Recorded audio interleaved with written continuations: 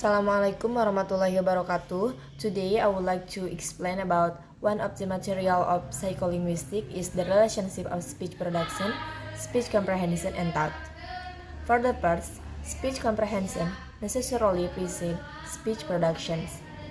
Speech comprehension precedes speech production, as it is necessarily for children to understand the meaning of a language before they can produce it.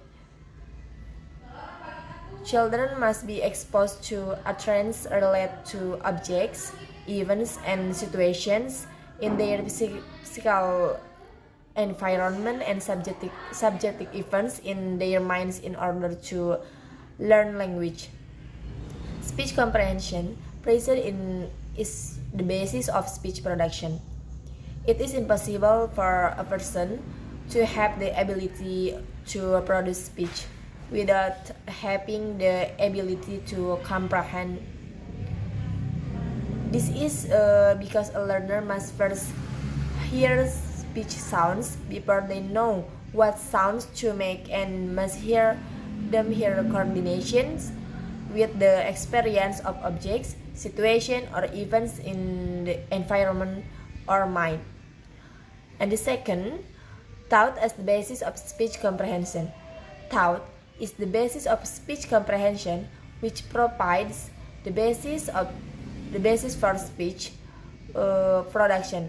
Thought is independent of language, including ideas, feelings, perceptions, emotions, and et al., and provides the basis for speech comprehension and speech production.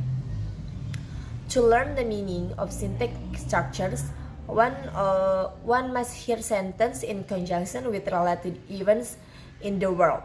This provides the child with a basis for learning that it was John who did the casing and that it was Bill who was being chased. Okay, I think enough for explain about psycholinguistic material. I'm sorry for correct, and I would like to say thank you for attention. Assalamualaikum warahmatullahi wabarakatuh. Okay, assalamualaikum warahmatullahi wabarakatuh. Today I would like to explain about one of the material of second language acquisitions, and the material is foundations of second language acquisitions.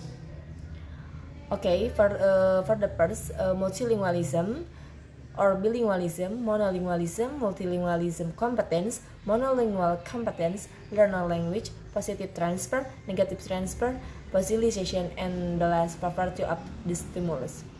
Okay, multilingualism refers to the ability to use two or more language.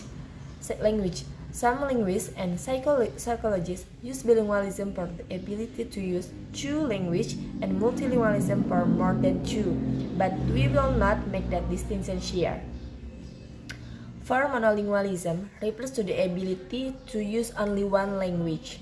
This point is made most cogently by Vivian Cook, who introduced the concept of multilingual competence. His term is multi-competence to refer to the compound state of a mind with two grammars. This means the possess multilingual competence means to be familiar with two or more languages on the basis of how these languages are used in different contexts. Monolingual competence or monocompetence in Cook's terminology, which refers to knowledge of only one language. And for learner language, approximately 6,000 languages are spoken in the world, with widely varying distributions, and almost all of them have been learned as second language by some portion of their speakers.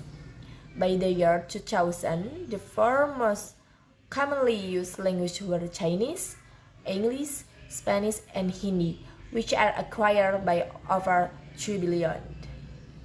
There is general agreement that cross-linguistic influence or transfer or prior knowledge from L1 to L2 is one of the processes that is involved in interlanguage development.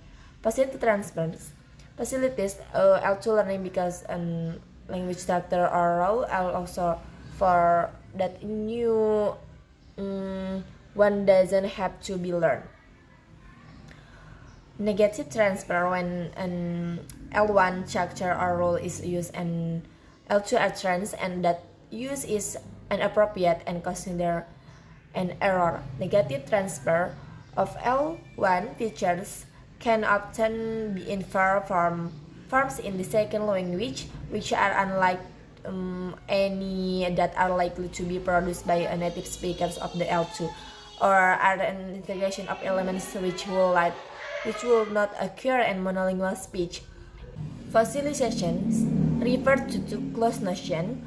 One is preserving of ancient linguistic features which have lost their grammatical function in language. This is essentially the property of the stimulus argument. According to this argument, children often hear incomplete or ungrammatical utterance along with grammatical input, and yet they are somehow able to filter the language they hear so that the ungrammatical input is not incorporated into their L1 system. Okay, I think enough to explain about one of the material second language acquisition. Thank you for your attention. Wassalamualaikum warahmatullahi wabarakatuh.